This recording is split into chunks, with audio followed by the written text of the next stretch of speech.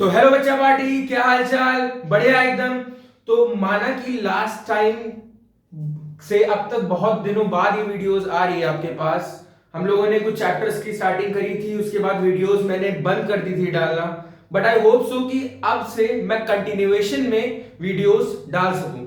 तो last time हम लोगों ने जो लाइट चैप्टर की स्टार्टिंग करके 2 लेक्चर्स के बाद मैंने स्टॉप कर दिया था जो वीडियोस को डालना। तो आई होप मैं वहीं से कंटिन्यूएशन में करूंगा और इस साल पूरा सिलेबस हम लोग खत्म करने का ट्राई करेंगे। तो बेसिक्स ऑफ फंडामेंटल जो लोग उठाते हैं, जो आज चैप्टर हम लोग स्टार्ट करेंगे अपनी साइंस का 10th सीबीएसई का लाइट। ओके, तो चैप्टर की हेडिंग लगाते हैं लाइट, रिफ्लेक्शन एंड रिफ्रैक्शन। तो लाइट क्या है ये चीज हम लोग यहां पे समझने का ट्राई करेंगे बेटा। तो what do we mean by light? तो लाइट को बेसिक अगर सिंपल लैंग्वेज में अगर डिफाइन करें तो लाइट को डिफाइन करते हैं, light is a form of energy which enable us to see the object distinctly. Distinctly means कि ऑब्जेक्ट्स को हम क्लियरली जब देख सकते हैं तो वो किसके कारण देख पाते हैं? वो हम लाइट के कारण देख पाते हैं। तभी हम लाइट को कहते हैं कि light is a form of energy which enable us to see the object clearly और डिस्टिंक्टली।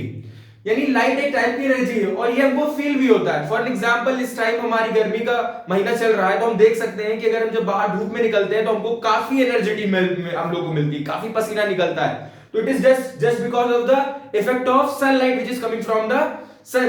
तो सबसे पहले हम स्टार्ट करते हैं लाइट की डेफिनेशन से। तो लाइट को कैसे डिफाइन करेंगे? Light is a form of energy, form of energy which enables us to see the object distinctly। Distinctly का मतलब अगर कोई दो ऑब्जेक्ट रखे हैं तो आप उसमें जज कर पाएंगे कि ए ऑब्जेक्ट क्या है और बी ऑब्जेक्ट क्या है। That means distinctly, nothing else. तो ये सिंपल सी हमारी डेफिनेशन हो गई लाइट की।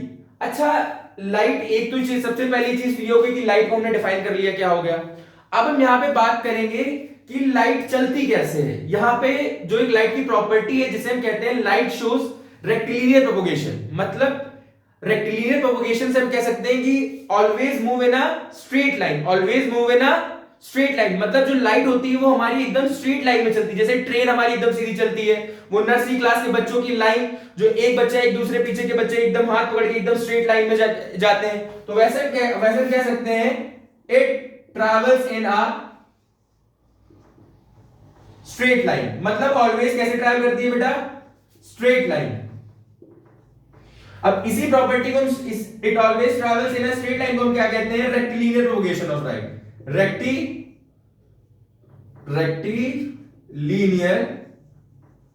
Propagation, rectilinear propagation of light.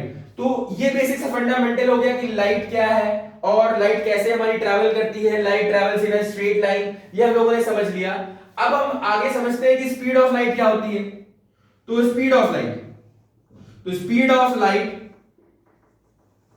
In air और वैक्यूम, इन एयर और वैक्यूम इज 3 × 10⁸ मीटर पर सेकेंड। यानी जो स्पीड ऑफ लाइट होती है वो एयर या वैक्यूम में अगर हम कहें तो 3 × 10⁸, मतलब बहुत ही बड़ी क्वांटिटी हो गई। 1 10 100 1000 10,000 लाख 10 लाख करोड़, मतलब लगभग करोड़ में है। मतलब लगभग करोड़ 3 करोड़ मीटर पर सेकेंड इस अराउंड हमारी जो स्पीड ऑफ लाइट है वो ट्रैवल करती है। तो ये हमारी हो गई, हमने लाइट की स्पीड के बारे में देख लिया। अब इस चैप्टर में हम लाइट को किस तरह हम समझेंगे वो भी हम समझ लेते हैं। इस चैप्टर में हम लाइट को समझेंगे लाइट इज अ रे। अब रे क्या होती है आपको पता है। जैसे रे का हमारा होता है स्टार्टिंग पॉइंट तो होता है बट एंडिंग पॉइंट नहीं होता। एक पॉइंट से अगर हम स्टार्ट करते हैं, जैसे फॉर एग्जांपल मैं मान लो कि ये लाइट एक रे है, तो इस पॉइंट से अगर लाइट स्टार्ट होगी तो इनफाइनाइट टाइम तक जाएगी। जैसे हम कहते हैं कि the sun rays coming from the sun, हम क्या कहते हैं? सन रेज, सन से रेज आ रही है। मतलब सन से जो लाइट रेज आ रही है वो सन से ओरिजिनेट हो रही है, वो जाती इनफाइनाइट डिस्टेंस तक है, तभी हम उसको क्या कहते हैं? Sun rays. तो हम लोग यहां पे कैसे कहेंगे? यहां पे हम लाइट को क्या कहेंगे? Light is a ray, light is a here we call light is a ray. Ray क्या होती है, ये हो गया ओरिजिन पॉइंट और ये इसका एंडिंग पॉइंट नहीं है, इनफाइनाइट तक जा सकती है। अब यहां पे एक होता है term beam of light, beam of light. अब जब बहुत सारी रे मिल जाती हैं, जब बहुत सारी रे एक साथ चलने लगती है, तब उसे क्या कहते हैं, बीम ऑफ लाइट। क्या कहते हैं बेटा, बीम ऑफ लाइट। तो rays of light together called rays of light together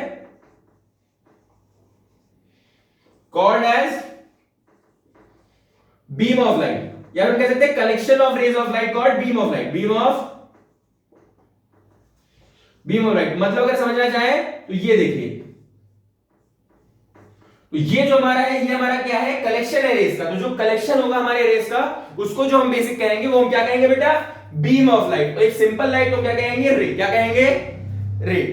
अच्छा, अब हम यहां पे हम समझेंगे कि लाइट का नेचर क्या होता है, लाइट का नेचर क्या होता है। ठीक, अच्छा नेचर की बात हम क्या करने जा रहे हैं sir, nature in the sense क्या है। अब देखो लाइट को दो नेचर में डिफाइन किया गया। सबसे पहले हम लाइट को क्या मानते हैं, जैसे फॉर एग्जांपल हमने कहा कि लाइट वहां गई, दीवार पे टकराई, वापस आ गई। तो लाइट का सबसे पहले जो लोगों ने कहा कि लाइट क्या होती है, पार्टिकल नेचर की होती है।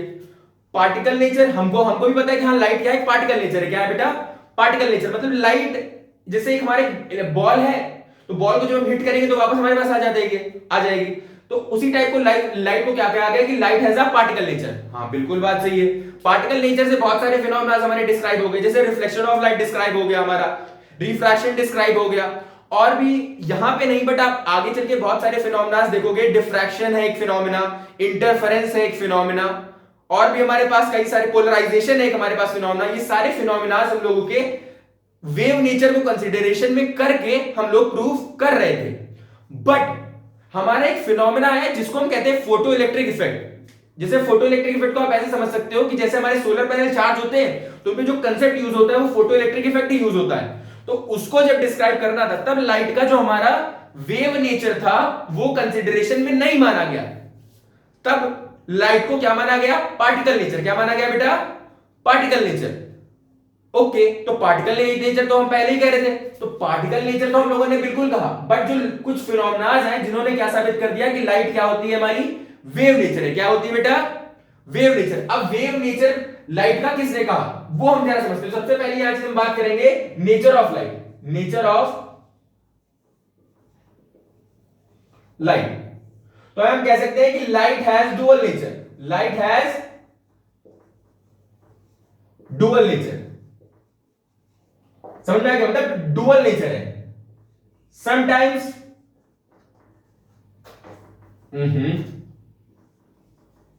समटाइम्स वेव while sometimes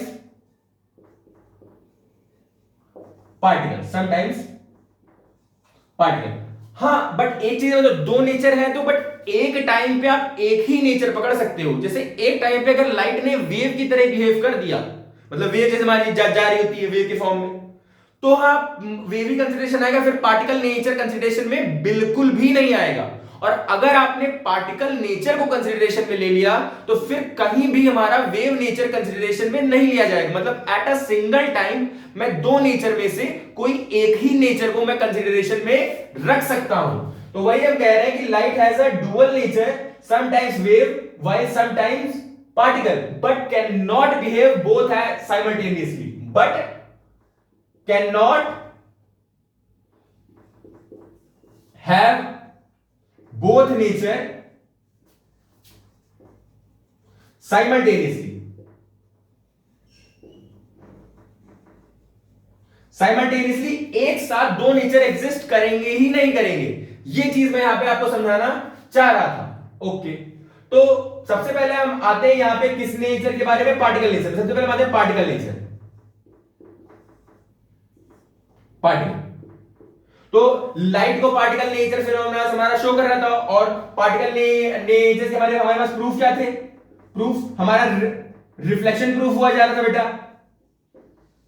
हमारा, और क्या प्रूफ हुआ जा रहा था, रिफ्रैक्शन भी प्रूफ हुआ जा रहा था, है ना। रिफ्लेक्शन प्रूफ हो रहा जाता है, रिफ्रैक्शन प्रूफ हुआ जा रहा था हमारा, और हमारे कौन कौन से फिनोमेना, अगर हम बात करें पार्टिकल नेचर को, हम डील की बात करें तो हमारा और क्या था बेटा, photo electric effect, photo electric effect, इसने हम इफेक्ट एक्सेट्रा, ऐसे बहुत सारे फिनोमेना है बेटा जिनको पार्टिकल नेचर को मैं कंसीडर करके हम प्रूफ कर सकते थे। बट कुछ है जैसे हमारे कुछ फिनोमेना है, जैसे हम लोगों ने बात की इंटरफेरेंस ऑफ वेव्स, जहां पे वेव्स मिल रही थी तो वहां पे जो लाइट का था, लाइट का क्या आया बेटा, वेव नेचर बाहर निकल के आया।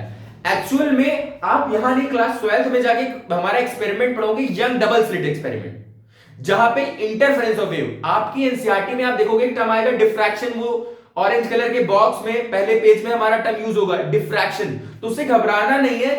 डिफ्रैक्शन इंटरफेरेंस लगभग हमारे सेम ही होते हैं, थोड़ा सा डिफरेंस होता है। तो इंटरफेरेंस जो हमारा आया, जो किसने दिया, एक यंग साइंटिस्ट ने, उन्होंने बताया था कि उन्होंने एक एक्सपेरिमेंट किया था, उसको मैं बताता हूं तब हमारे समझ में आया था वेव नेचर। क्या आया था बेटा, वेव नेचर, वेव नेचर नहीं निकल गया। उन्होंने बेटा क्या लिया, एक स्लिट ली, क्या ली बेटा, एक, मैं जल्दी से एक छोटा सा ओवरव्यू देता हूं, फिर उन्होंने स्लिट ली, जैसे फॉर एग्जांपल ये हो गई स्लिट, और उसमें दो छेद कर दिए, है ना, यहां पे एक सोर्स रख दिया, source of light, source of light, यहां पे कॉन्वेक्स लेंस रख दिया ताकि लाइट रह जाए तो, और एक ही लाइट से दोनों हमारे पास हो जाए। और यहां पे क्या रख दिया बेटा, स्क्रीन, क्या रख दी बेटा, स्क्रीन। अब अगर लाइट का हमारा पार्टिकल नेचर होता तो इन होल से लाइट पास हो रही है कि नहीं पास हो रही बेटा, देखो इन होल से लाइट पास हो रही, तो यहां पे ब्राइट बनना चाहिए था, और यहां पे ब्राइट, मतलब यहां पे ब्राइट, यहां पे लाइट आती और यहां पे ब्राइट आती, मतलब इन दोनों जगह उजेला था, मतलब यहां इस जगह, है ना। और इसके अलावा जो कि होता वो क्या होता, ब्लैक होना चाहिए था, क्या होना चाहिए था बेटा, ब्लैक।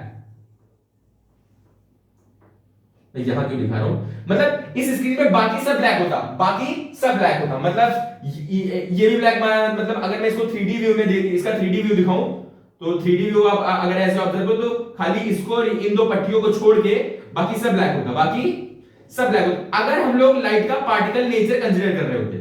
बट ये हमने क्या माना था, ऐसा हमको माना था, हाँ ना, बट एक्चुअल में हुआ क्या जरा वो देख लेते हैं। ये था ऑब्जर्व, मतलब हमको जो हमको लग रहा था, है ना, बट एक्चुअल क्या था जरा समझो, एक्चुअल क्या है, एक्चुअल जो हमारी स्क्रीन आई, ये थी हमारी स्क्रीन, तो ये जो स्क्रीन आई यहां पे सेंटर में मिला ब्राइट, फिर मिला डार्क, चलो इतना भी हम लोगों ने कहा चलो ठीक है, सेंटर में ब्राइट मिल गया, ये लाइट है यहां से यहां चली गई एकदम, वो इधर का उजेला इधर चला गया, इधर की लाइट इधर चली गई, ठीक है, इधर उधर डार्क मिल गया, ये चलो कुछ ठीक है, समझ में आ गया। बट इसके बाद फिर मिला हमको ब्राइट ऊपर, सिमिलरली नीचे भी हमको क्या मिला बेटा, ब्राइट, क्या मिला, ब्राइट, और सिमिलरली फिर ऊपर डार्क, फिर ऊपर डार्क, तो ऐसे bright dark bright dark bright dark. अब ये तो फंडा तभी लग रहा है कि जब वेव हो, वेव कैसे आती है आराम से, ये आराम से वेव ट्रैवल करते हुए, तो वो नीचे भी जा सकती है ऊपर भी जा सकती है ना। तो एक्चुअल में जहां पे दो वेव ऐसे आके ऐसे मिल रही होगी, जहां पे सुपर इंपोज करे, मतलब एक के ऊपर एक जाके कंटिन्यूएशन आ रही, मतलब एक गाड़ी इधर से आ रही है एक गाड़ी इधर से आ रही है, और दोनों ने एक ही डायरेक्शन धक्का लगा दिया तो उधर गाड़ी की स्पीड डबल हो गई, तो वहां पे हमारा क्या बना होगा, ब्राइट, कहां पे क्या बना होगा, वेव का ब्राइट। और जहां पे एक वेव नीचे से आई अब ऊपर जा रही, देखो ये नीचे से ऊपर और साइमल्टेनियसली एक ऊपर से नीचे, तो एक ऊपर जाना चाह रही हो एक नीचे जाना चाह रही, दोनों एक दूसरे को कैंसिल आउट कर दिया। अगर कैंसिल आउट कर दिया तो कोई इफेक्ट नहीं हुआ, और अगर कोई इफेक्ट नहीं हुआ तो वहां पे क्या बन गया होगा, डार्क। तो ये यहां से हमको समझ में आया कि जो लाइट है डुअल नेचर है, लाइट का क्या है बेटा, डुअल नेचर। अब wave, particle nature and wave nature, और इसके प्रूफ हम लोग के पास क्या थे बेटा, सबसे पहली चीज इनसे भी रिफ्लेक्शन प्रूव हो रहा था, हाँ है ना, इनसे भी रिफ्रैक्शन प्रूव हो रहा था, इनसे इंटरफेरेंस प्रूव हो रहा था, डिफ्रैक्शन प्रूव हो रहा था, एक्सेट्रा। ठीक, इसका क्या था, वेव नेचर से पोलराइजेशन नहीं इफेक्ट प्रूव हो पा रहा था, और जो हमारा पार्टिकल नेचर था उससे हमारा इंटरफेरेंस नहीं प्रूव हो पा रहा था, और डिफ्रैक्शन नहीं प्रूव हो पा रहा था। मतलब ये दो अलग अलग ड्रॉप थे। तो इसीलिए जो साइंटिस्ट ने कहा था कि light has a dual nature, ये बात जो एक्चुअल में कही थी, मैं उस साइंटिस्ट का नाम भी आपको बता रहा हूं, डी ब्रॉगली थे। उन्होंने एक हाइपोथेसिस थी, उन्होंने क्या कहा था कि every moving particle have a wave associated with it. उन्होंने एक लाइन बोली थी, every moving particle have a wave associated with it, मतलब कोई भी पार्टिकल जो मोशन में होगा उसके पास क्या होगी, वेव होगी। अब ये क्या सर हम दौड़ेंगे तो वेव होगी, हाँ बिल्कुल होगी, बट जो हम और आप दौड़ेंगे तो हमारी स्पीड इतनी ज्यादा नहीं होती, comparable to speed of light के आसपास नहीं होती, ताकि हम मैच कर पाए वो वेवलेंथ। अगर वेव होगी तो हमारी कुछ वेवलेंथ होगी, तो हमारी जो वेवलेंथ होगी वो स्पीड इतनी कम होगी हम लोगों की, या फिर मास भी नहीं इतना कम, तो उसके कारण जो हमारी वेवलेंथ आएगी वो इतनी छोटी आएगी, माइक्रोन फर्मी 10⁻⁻15 जो होता है उससे भी बहुत छोटी आएगी, तो कि हम उसे डिटेक्ट नहीं कर पाएंगे। बट माइक्रोस्कोपिक पार्टिकल जैसे हमारा इलेक्ट्रॉन हो गया, हाँ है ना, उस केस में हम लोग क्या करने कंसीडर कर सकते हैं, हाँ कि हाँ उसका वेव नहीं, उसके पास वेव हमको एसोसिएट होती है। तो हमको यहाँ समझ में आ गया कि light has a dual nature, sometimes wave and sometimes particle. तो यानी हमको समझ में आ गया कि लाइट के पास डुअल नेचर भी होता है, पार्टिकल नेचर भी होता है और वेव नेचर भी होता है। अब एक चीज तो ये आ गई, तो एक्चुअल में लाइट का क्या है, लाइट कौन सी वेव है? अगर वेव नेचर की हम बात कर रहे हैं, हम उसे वेव मान रहे हैं, तो सर वो मैकेनिकल वेव है, हाँ या ना, या फिर वो लॉन्ग ट्रांसवर्स वेव है? मतलब मैकेनिकल वेव में तो हमारा मैकेनिकल वेव दो टाइप की होती है, ट्रांसवर्स एंड लॉन्गिट्यूडनल। तो सर अगर मैकेनिकल वेव है तो मैकेनिकल वेव में ट्रांसवर्स होगी, लॉन्गिट्यूडनल। बेटा ये ना तो मैकेनिकल है, मतलब मैकेनिकल है ही नहीं। अब अगर मैकेनिकल नहीं है तो ना ये लॉन्गिट्यूडनल है और ना ये ट्रांसवर्स, दोनों में से ये कोई भी नहीं है। क्यों? क्योंकि अगर ये मैकेनिकल होती तो मैकेनिकल वेव की डेफिनेशन क्या होती है कि the waves which required medium to travel from one position to another are called mechanical waves. जैसे हमारा sound wave is a mechanical wave. अगर मैं बात करूं एयर में, तो अगर ये एयर ना हो, एक मीडियम ना हो, तो मेरी आवाज आप तक नहीं आ रही होगी जो आपको सुनाई इस टाइम दे रही है, हाँ या ना। अब वैक्यूम में बोलूं तो वैक्यूम में मैं अगर चाहे जितना बोलूं आपको सुनाई नहीं देगा। इसीलिए जो एस्ट्रोनॉट ऊपर जाते हैं वो क्या लगाते हैं, एक हमारा फॉर एग्जांपल एक सूट पहन के जाते हैं जिससे वो इलेक्ट्रॉनिक कम्युनिकेशन के थ्रू बात करते हैं एक दूसरे से, क्योंकि स्पेस में हमारा कोई मीडियम नहीं होता है। तो अगर मीडियम हमारा नहीं होता, अगर मीडियम हमारा मैकेनिकल वेव अगर होता, तो फॉर एग्जांपल मीडियम है नहीं कोई स्पेस में, तो स्पेस से लाइट यहां तक आती नहीं, हाँ या ना, स्पेस से लाइट यहां तक हमारे यहां तक आती नहीं। ठीक, तो पहले लोगों ने इसे कंसिडरेशन में कहा कि हाँ चलो हम मान लेते हैं लाइट को हमारी क्या है मैकेनिकल वेव मानते हैं, तो उन्होंने कहा कि मीडियम की बात करो। तो एक साइंटिस्ट है, उन्होंने एक ईथर थ्योरी की बात की। अब ये ईथर थ्योरी क्या है ये भी आप हल्का सा समझ लो। उन्होंने कहा कि हमारे पूरे यूनिवर्स में एक ऐसा सेमी लिक्विड पेस्ट हमारा है जो एक मीडियम है जिसके थ्रू लाइट हमारी यहां से यहां तक आती है। और उन्होंने ये भी साइंटिस्ट ने कहा था कि ये जो ईथर थ्योरी है, ये जो ईथर है, ये एक सेमी एक लिक्विड टाइप है जो कि है वो डिटेक्टेबल भी नहीं, मतलब उसको तुम डिटेक्ट भी नहीं कर सकते, उसको तुम डिटेक्ट भी नहीं कर सकते। अब ये कौन सी बात है? बट हाँ चलो ठीक है, उनकी बात थोड़ा बहुत मानी, बट उसके बाद स्टडीज हुई, उन पे जब चीजें समझी गई तो उनकी वो ईथर थ्योरी एकदम फेल हो गई। तो जो एक्चुअल में बात आई तो लाइट को क्या माना गया? Light is a electromagnetic wave. Light को क्या बोला गया? Light is a electromagnetic wave. Electromagnetic wave मतलब जो लाइट होती है वो क्या होती है बेटा? इलेक्ट्रोमैग्नेटिक वेव होती है। इलेक्ट्रोमैग्नेटिक वेव का मतलब है ये वो वेव है जिसको कोई मीडियम की रिक्वायरमेंट है ही नहीं ट्रैवल करने के लिए। मतलब electromagnetic waves are those wave which do not require any medium to travel from one place to another. मतलब कोई मीडियम की रिक्वायरमेंट है ही नहीं। तो ये हमारी लाइट क्या थी बेटा? Electromagnetic wave. हाँ ये बिल्कुल सही है। अब स्पेस में क्या है बेटा? कोई मीडियम नहीं है, बट जो हमारी लाइट है वहां से यहां तक आ रही है, बात भी एकदम ट्रू है। अब जो इलेक्ट्रोमैग्नेटिक वेव होती है इसमें इलेक्ट्रिक कंपोनेंट भी होता है, मैग्नेटिक कंपोनेंट भी होता है, हाँ ना।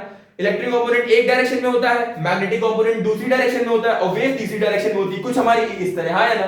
फॉर एग्जांपल अगर सिंपल सी बात करें, इस डायरेक्शन में हमारी इलेक्ट्रिक, इस डायरेक्शन में मैग्नेटिक, तो हमारी वेव कैसे चलेगी? जुक जुक जुक जुक जुक जुक जुक जुक जुक। मतलब एक डायरेक्शन में हमारी इलेक्ट्रिक, एक डायरेक्शन में मैग्नेटिक, और उसके परपेंडिकुलर हमारी क्या चलती है? वेव। क्या चलती है? वेव। मतलब जो वेव होती है वो इलेक्ट्रिक और मैग्नेटिक जो दोनों कंपोनेंट होते हैं वो दोनों के परपेंडिकुलर जाती है। मतलब अगर मैं एक एक्सिस अगर मैं मान लूं ये हमारी हो गई एक्स एक्सिस, ये हमारी हो गई फॉर एग्जांपल वाई एक्सिस, और ये हमारी हो गई जेड एक्सिस। तो किसी एक एक्सिस अगर मैं मान लूं ये जेड एक्सिस में हमारा क्या है?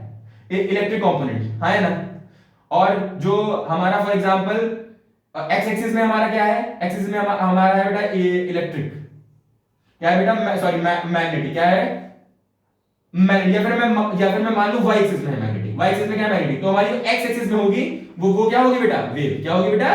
वेव की डायरेक्शन। तो ये हमारा पूरा कहानी था लाइट का, हम लोगों ने पूरा समझ लिया। मैंने लाइट को आपको एक एक्स्ट्रा ओवरव्यू दिया कि लाइट के बारे में क्या होता है, क्या चीज नहीं होता है। हाँ, बेसिक्स आपके जो मेन फंडामेंटल्स हैं वो लाइट के यहीं पे क्लियर है। ये थोड़ी मैंने एक्स्ट्रा नॉलेज आपको दी ताकि आपको फील आए कि लाइट होती क्या है और कैसे साइंटिस्ट ने किस तरह लाइट को डिफाइन किया। हाँ, इस चैप्टर में आपसे जो कोई बोलेगा कि लाइट क्या है तो आपको बोलोगे लाइट एक रे होती है, आप कहीं नेचर की बात नहीं करोगे। आपसे बोलेगा कि लाइट किस तरह चलती है तो आप हमेशा ही मानोगे light travels in a straight line. चाहे जो क्वेश्चन आ जाए, आपसे कहे कि लाइट किस तरह ट्रैवल करती है तो light always travels in a straight line. उसकी स्पीड क्या होती है, ये होती है। हाँ, नेचर आप यही बताओगे कि light is a electromagnetic wave, light is a electromagnetic wave. तो आई होप आपको ये लाइट का लेक्चर क्लियर हुआ होगा, आपको समझ में आया होगा कि लाइट क्या होती है, हम लोग समझेंगे। तो अब जब इसके बाद जो मेरा नेक्स्ट लेक्चर होगा उस पे हम लोग डील आउट जो करने वाले होंगे उसमें हम अच्छे से रिफ्लेक्शन को समझेंगे। Okay, all the best.